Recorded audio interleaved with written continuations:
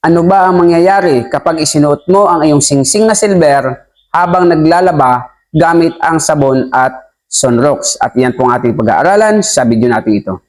Lamang ang may alam.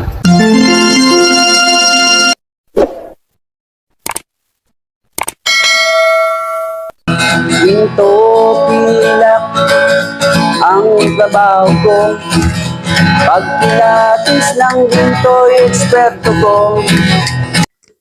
Magandang panahon po sa inyo mga kaibigan ko. Dito po sa ating channel, More Than Treasures. Kumusta po kayong lahat?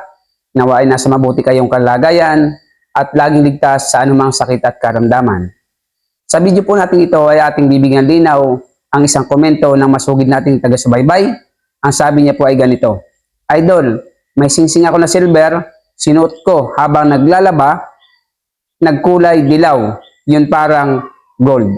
So nais ko pong malaman nyo mga ka-More Than Treasures na ang silver nga po habang tumatagal, lalo't acidic po ang sumusuot, yan po ay nangingitim. Yan po ang original na kulay ng isang silver. Pero kapag ang silver naman po ay sinuot nyo habang kayo ay naglalaba at may gamit po kayong sabon at sunrocks, ang reaction po kapag original ang yung silver, yan po ay masisira ang iyong silver na singsing. Kapag po pinaghalo ang sunrocks at saka po sabon na panlaba, at yan po ay ginamit mo, suot mo ang iyong silver habang naglalaba, masisira po ang iyong silver na singsing. Mag-iiba po ang kanyang kulay. Magigi po itong kulay dilaw. Kasi sinusunog po ng sunrocks at saka po sabon ang silver kapag yan po ay nababad sa sunrocks at sabon. Kaya po, hindi po advisable na suotin nyo ang iyong silver habang kayo ay naglalaba gamit ang sunrocks at saka sabon. Dahil pag ginawa nyo po yan, masisira po ang kulay ng iyong silver. Ngunit madali lamang po naman bumalik ang kulay niyan.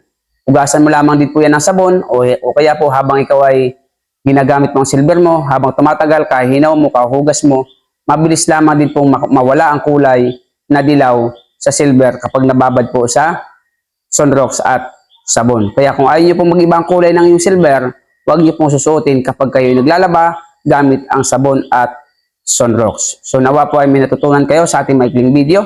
At kung nagustuhan nyo po ito, paki-like and share. Comment po kayo kung may katanungan. At kung kayo po ay bago pa lamang sa ating channel at nagustuhan nyo ang ating channel, paki-subscribe nyo naman po ang ating channel.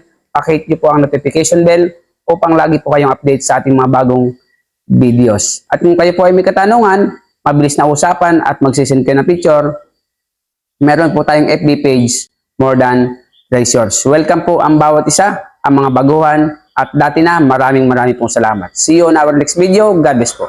Lamang ang may alam.